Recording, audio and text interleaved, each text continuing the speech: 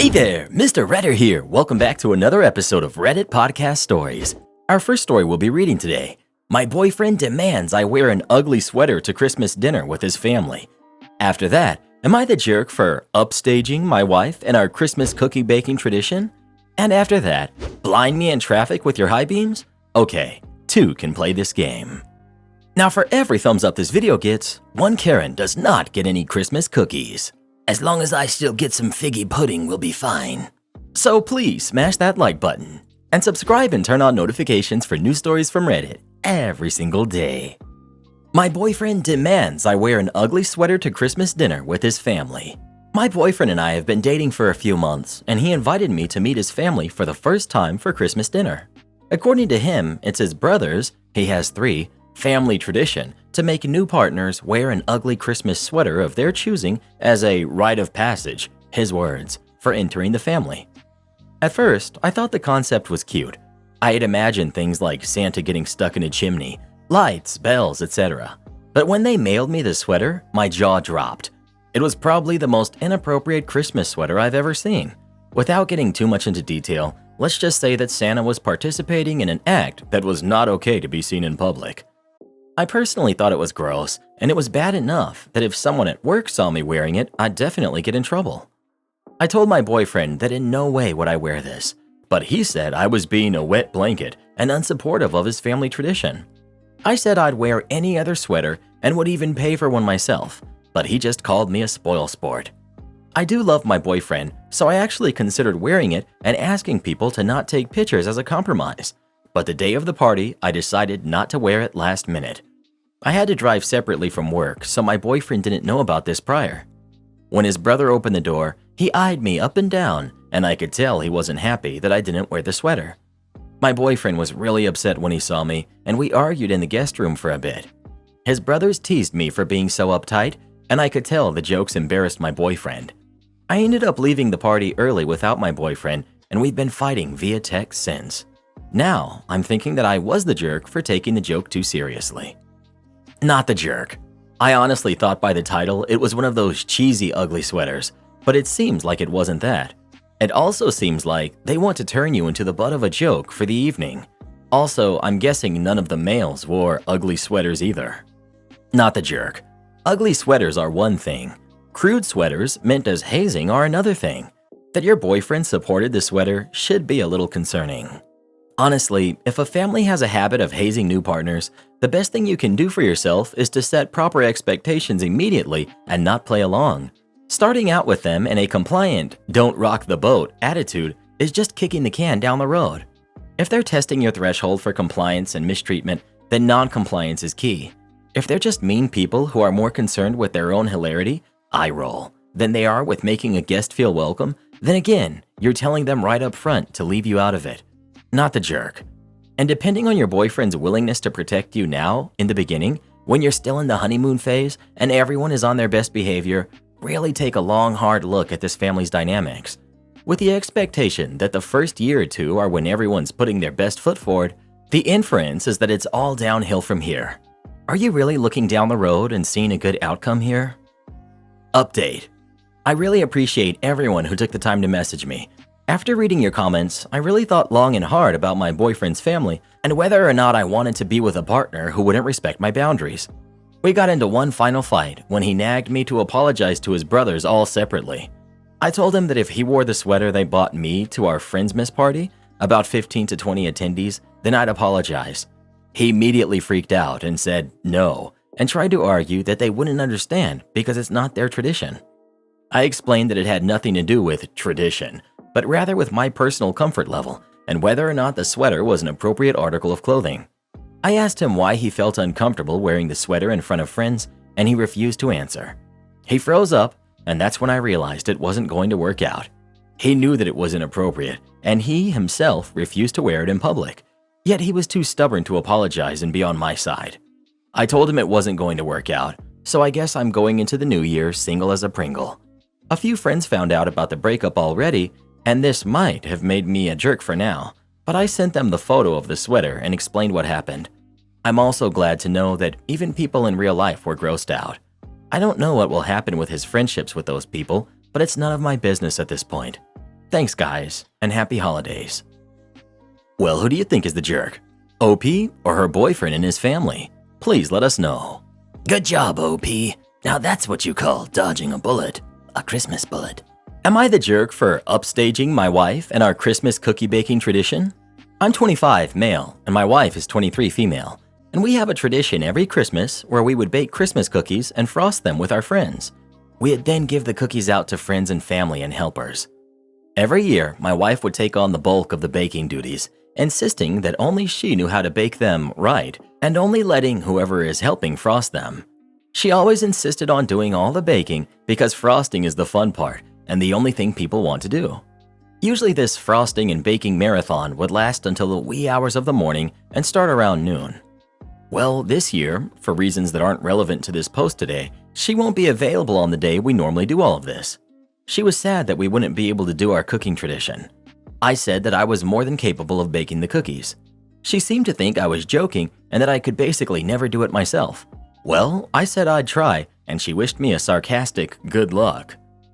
Well, in the run-up to the days of baking and frosting, I started running drills to optimize production. I started rearranging the house in various configurations, running tests on the dough we were using to see how long it took to bake, and making appropriate changes while running it by taste testers, substituting ingredients for quicker bake time while preserving taste, making the cookies as thin as possible without compromising frosting ratio, canvas space for creativity, and/or comprising structural integrity, etc. Come the day of baking, I have everything down to a science, and friends and family come in, I give them a rundown. After a couple hours, most kinks are worked out, and cookies are flowing out at a breakneck pace. Eventually, we start running out of material, something that never happened when my wife was running it. We start making runs to the store for the necessary raw materials to fuel our mighty cookie forges. By the time we were exhausted around 2 a.m., we had produced at least 5 times the amount of cookies we ever had before. Well, my wife gets home a couple days later and is weirdly upset. She insists the cookies taste weird, that we spent too much money, and that I was actively trying to make her look bad by making so much more than her. In truth, I ran blind tests to see if anyone could differentiate between our old recipe and mine, and no one could. I also only spent 40% more than previous years as I slotted in some cheaper ingredients and bought some stuff in bulk, and I had absolutely zero intention of upstaging her. I simply had the goal of maximizing cookie production. She says that even if I didn't do it on purpose, that I should have thought about how it made her look to our circles, and that I have embarrassed her, and she actually called me a jerk. She's never called me a jerk in all 3 years of our marriage, so I can't help but think I am. Am I the jerk? I don't know if you're the jerk, but it sounds like you took something she enjoys and was sad about missing and did it without her. I would be sad if someone did that to me personally. Edited to add my vote, not the jerk. To me, it sounds like she didn't think he could do it, or even better than her. Also, it's a tradition. Why do they have to stop because one person is missing for that year? She liked baking and basically gatekeeping it from others. He didn't do anything wrong with taking it over and trying at it for one time that his wife couldn't do it. Not the jerk. If it's a tradition you do together, then yeah, you don't do it on your own. My husband and I apple pick and strawberry pick together every year. I couldn't see myself going alone. It's a tradition that we do it together. I'd be hurt if he went without me. Not the jerk. You didn't do anything wrong per se, and your methods sound fun and add a competitive edge which enhances the excitement for some people. But no one likes to discover that a tradition on which they've spent time and effort and enjoyed doing doesn't need them at all to function, and may even be better without their hard work. Maybe consider telling your wife how much you and your friends missed her at this year's event, and that you'd rather have her and less cookies than so many more cookies without her. Well, who do you think is the jerk? OP or his wife? Please let us know. So sensitive, so sensitive. I can't believe she's making a big deal of this. Blind me in traffic with your high beams? Okay, 2 can play this game. I was driving home from work and traffic was backed up pretty badly for a few miles. It was stop and go. When I get stuck in that, I'll usually back about 75 feet off the car in front of me so that I can hold a pace and move at a slow but constant roll, like the semi-trucks do. This way, I'm not participating in the bumper-to-bumper move and brake like the rest of the smooth-brain drivers. Some dude in an Acura crossover was behind me, and I guess he was getting upset because I wasn't 2 feet from the car in front of me, driving like a smooth brain. So he gets up on me and starts beeping his horn at me. I think to myself that it's funny as I turn up my radio. But then he starts flashing his brights at me, which is where I get annoyed. He's in one of those Acuras that has a super bright LED headlight. My car is much lower than his, so his low beams are already pretty bright in my mirrors. Bright enough that I don't want to look in them. The first time he flashed his high beams, it put spots in my vision for a moment. It genuinely hurt my eyes. After the first flash, he waited for about 10 seconds, beeps his horn, and then flashes again. Now I'm getting upset. I'm thinking, where do you want me to go? Do you really think being 2 feet from the car in front of you will make traffic move faster? Then he does it a third time, but this time he held them on for about 15 seconds. Time for the gloves to come off. During those 15 seconds, as I'm looking away from my mirrors, I see my 14,000 lumen searchlight sitting in my passenger seat, at which point I'm immediately overcome by a wave of chaotic, lawful excitement that he is just set in motion and cannot be stopped. I think to myself, oh buddy, you just opened the wrong can of worms. You're gonna learn today. I grab the flashlight and set it to its absolute max, 14,000 lumen brightness setting. The flashlight has a sensor in it to automatically dim the light if facing down on a table, because otherwise the diodes would get so hot they would melt the lens. The 14,000 lumen setting is so intense, the 57 watt-hour battery can only hold it for 180 seconds before the flashlight automatically notches down to a measly 9,500 lumens. During those 180 seconds, the light will burn through 15% of its battery power. For reference on just how bright this is, the literal sun emits a luminosity of 11,000 lumens per square foot on a bright and clear day. I turn it around and aim it straight at the back of my rear window. My car is pretty noisy, so before I turn it on, I rev up my engine to make sure that he's facing directly towards me when I flash the full force of an afternoon sun at him. I hit the power button and can only imagine the freight train of shock and pain that plowed over him. It was so bright, his automatic headlights shut off because the car thought it was daytime. With the lights on, I could see him clear as glass through his tinted windshield. He was covering his eyes and looking down, probably screaming. I watched him try to flip down his sun visor, but his hand couldn't find it, as I thought to myself, "Burn, you jerk." I imagine my facial expression was similar to that of a 5 or 6-year-old roasting insects with a magnifying glass on a bright summer day. After about 5 seconds of blinding light, I took mercy and shut it off. He proceeded to back way the heck off and move over to a different lane. Was this an unsafe thing for me to do? Absolutely. Was this illegal? Almost certainly. Was it warranted? Without question. Possibly the highlight of my year. Drive safe and don't be a jerk to the car in front of you, because they might just have the tools to teach you a lesson. Am I the jerk for sulking during my birthday trip that my boyfriend's parents hijacked? There's a lot to unpack here, but I've done my best to keep it to the essentials. In preparation for my 20-something female birthday that recently passed, my boyfriend, who's also in his 20s, male, booked an overseas trip. It was a surprise, so I left everything to him. A month before the trip, he informed me that his parents, who are in their 50s, would be tagging along. This was unexpected to me. I was uncomfortable, but the booking had already been made. I probably asked if we were sleeping in separate rooms, and he replied no due to financial constraints. Fair, but I later forgot that I asked. He did assure me that his parents would have separate activities and we would have alone time. The trip came around, a 3-day, 2-night trip. Day 1, while in transit, I asked why the arrangement. He disclosed to me that his mother had made a big fuss when she found out about this trip. He had been traveling with me a lot, and she was upset that he hadn't been making time for his parents. On the basis that her birthday falls on the same week as mine. Surprise, she insisted on joining the trip. So how could her only son say no? I did not take this new information well emotionally, especially because I don't like his mother to begin with. Also the fact that this was straight up an emotionally manipulative move. We check into accommodations, and I realize we're sharing one room. We have no privacy. We have virtually no alone time together on the first day. I sleep conflicted. Day 2 was where it got really bad. I woke up on the wrong side of the bed and with a flu. I was mentally spiraling, thinking how dare his mother impinge on a trip for me like this. I was close to crying and I couldn't even tell my boyfriend or cry. Naturally, I had zero interest in entertaining his parents. Later, I was told that I was frowning the entire day, unreceptive, disengaged, and when his mother spoke to me, I replied to her brusquely and avoided eye contact. I avoided conversations and slept whenever I could in the car. Day 3 and until now. The trip ended and I felt more liberated than anything else. A few days later, my boyfriend informs me that his mother was very offended by my actions on day 2 and she thinks I'm a brat who can't respect her elders. She doesn't want to see me for the time being. Oh no, I think. How tragic. God, how little I care. To be fair, his parents had done nothing to offend me during the trip. They did not impose on me any expectations or rules, and I would even say that his mother was accommodating and kind to me throughout. That's the one thing that makes me feel mildly bad. But in my opinion, they should never have made what was my birthday trip into a family trip. I regret acting so childishly, and perhaps I should have dealt with it better, but I am not apologetic for my feelings. Maybe she didn't deserve it, but she shouldn't have come, and maybe my behavior during the trip was because I wanted to punish everyone, scorched earth style. Am I the jerk? Not the jerk.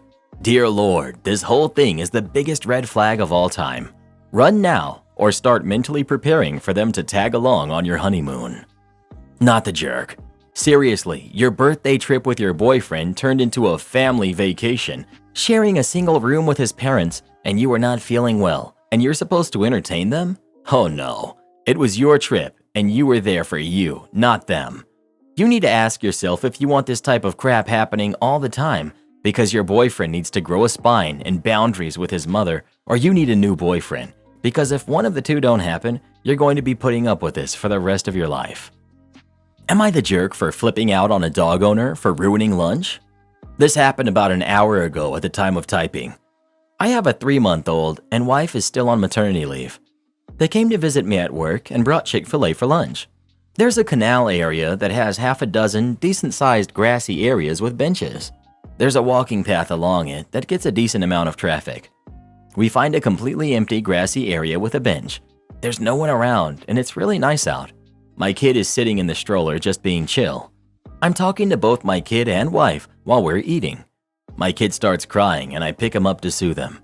I see an over 50 guy walking by and he's eyeing us.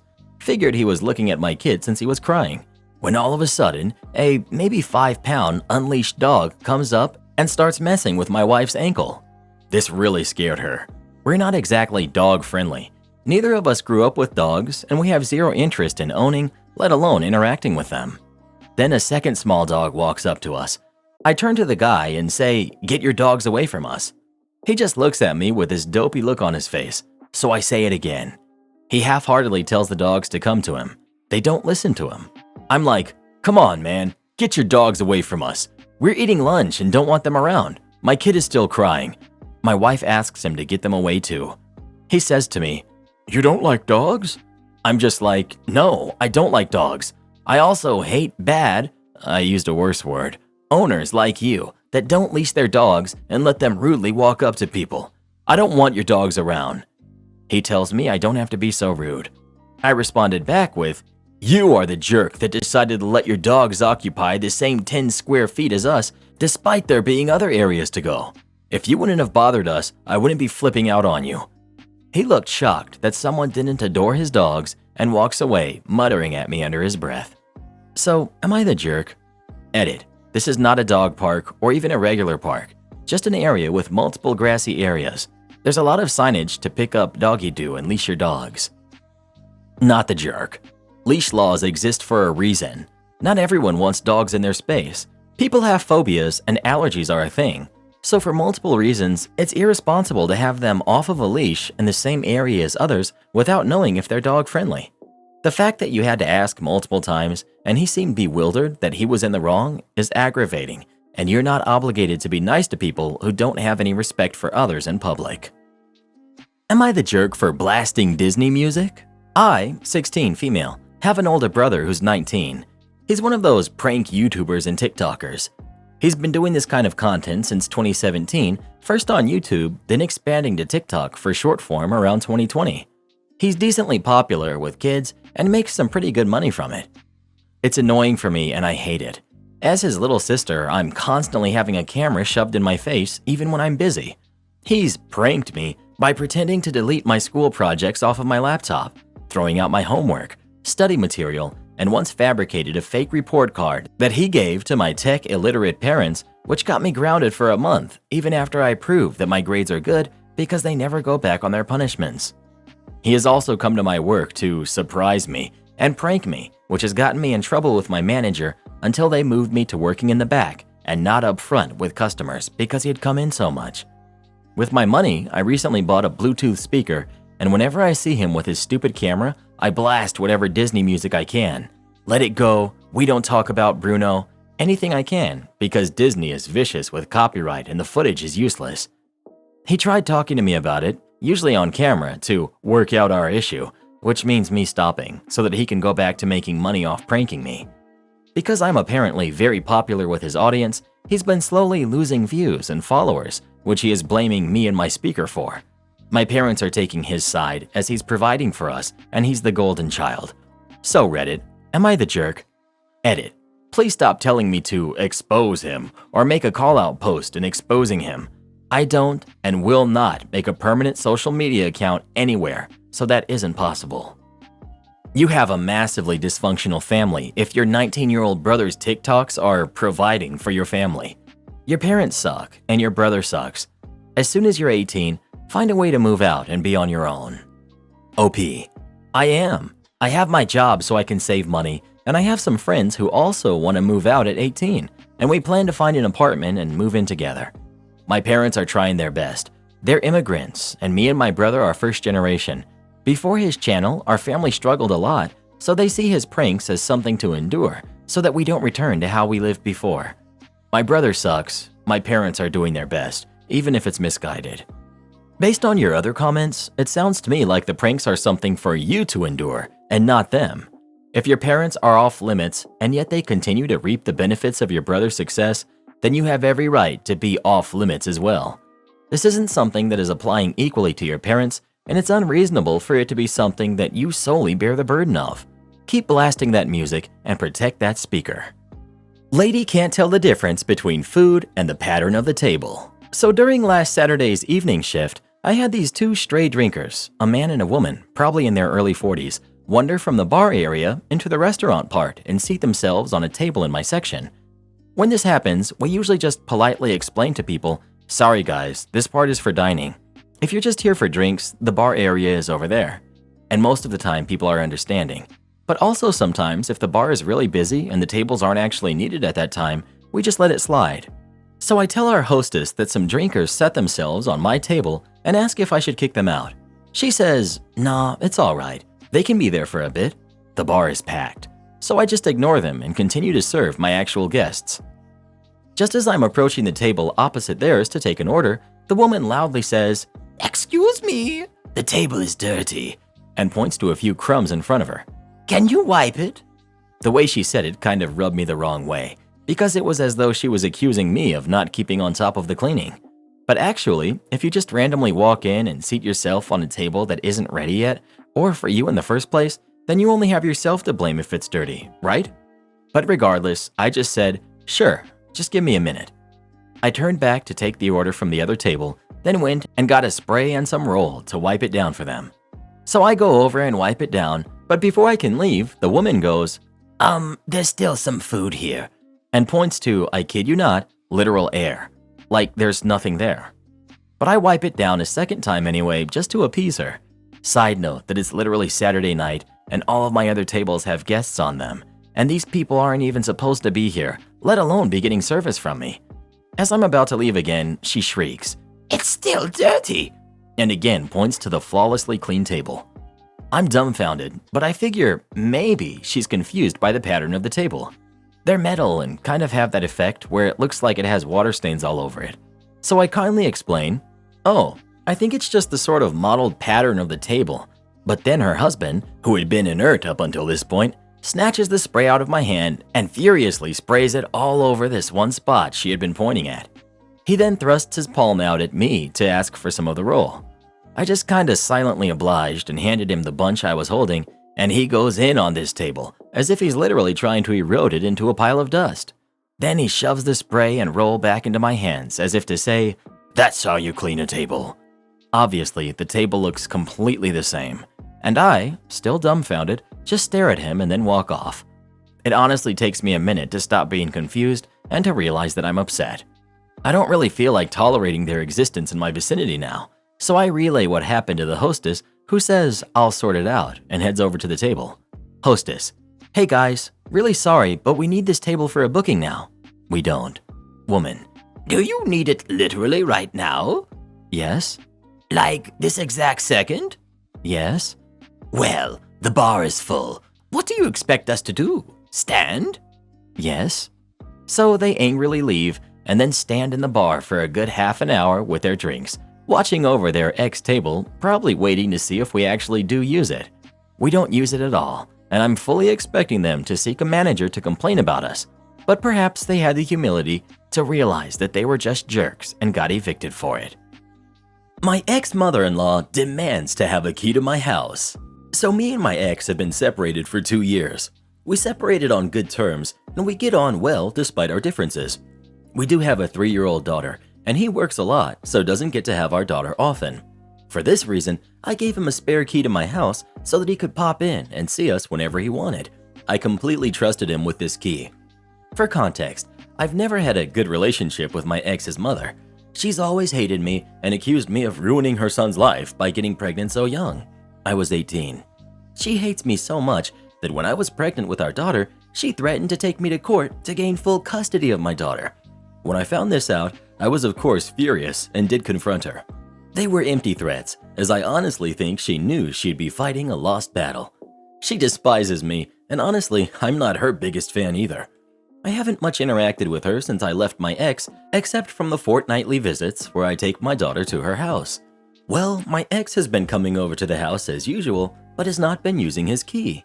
At first, I thought nothing of this, but it became more frequent, and so I said, if you're not going to use your key, I'll have it back.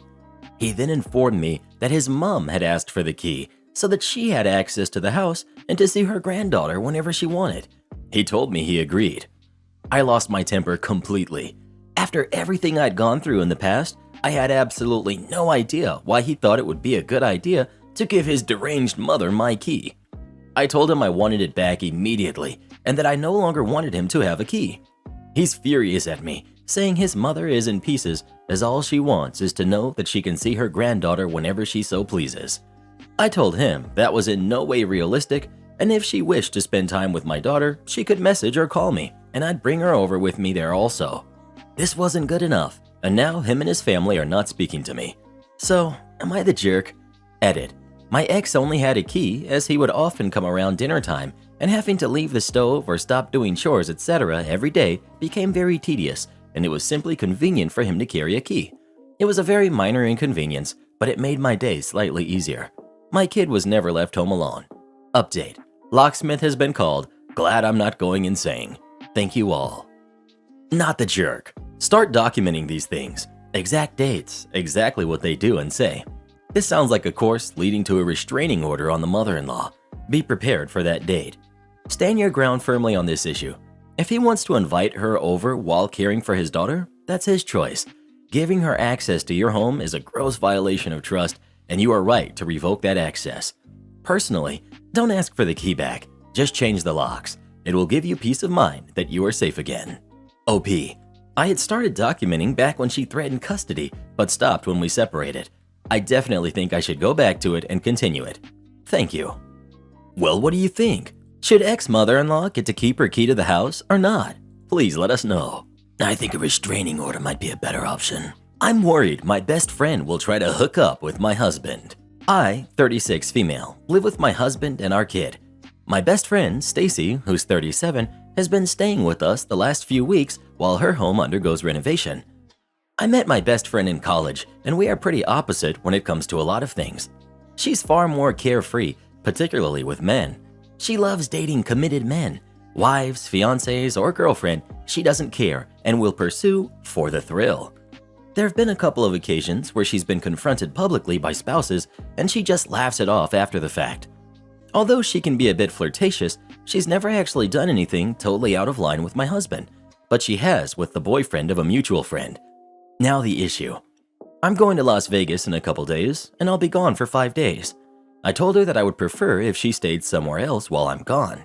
She asked why, and I told her it's because of her history of going after men in relationships, and I wasn't comfortable with her there while I'm gone for so long. She got really defensive, hurt, and started to cry. She insisted that she values our friendship and would never violate that, but I held firm and said that this is just one of those things where I'd rather be safe than sorry. She'll be staying at another friend's house. I feel bad, but I also don't think I'm going to change my mind. My husband doesn't care either way and said she should understand why I feel that way. But my sister and a couple of our mutual friends said that I should trust her, and even if I don't, I should trust my husband. Am I the jerk? Update. I spoke with Stacy after work tonight and it was tough. She saw this thread and was upset that I brought it to Reddit and allowed strangers to judge her. She also acknowledged that what she does is wrong and said she's working on it, hasn't been with anyone in a while, and she has issues no one understands. You got that right. She said that more than anything, she's hurt because I really thought she'd hook up with my husband despite not trying to do so in over 15 years that we've all known each other. I brought up things she's done in the past that has added to my discomfort, and she insisted that it was innocent and she never meant anything by it. She said she's going to leave permanently because she doesn't feel welcome knowing she isn't trusted, and she doesn't want to stay where she's not wanted. She went silent for what seemed like forever, then said, "I think you did the right thing. If the situation was reversed, I would ask you to leave too." Then says again that she has issues and she's not sure why she does it. She started to cry, and I told her that whatever she's going through can be worked on, and she can talk to someone who can help her sort out her feelings and give her some insight, and she said she would work on herself. We hugged, and I told her I'll be here for her while she works through it all. Not the jerk. For people saying, "Don't you trust your husband?" 1. You know she enjoys ruining committed relationships. 2. He knows she's your friend. Why would you intentionally put him in a position where he has to ask her to leave while you are gone and tell you why he asked her? What if she made false accusations against him, either in response to him putting her out or another way to mess up your relationship?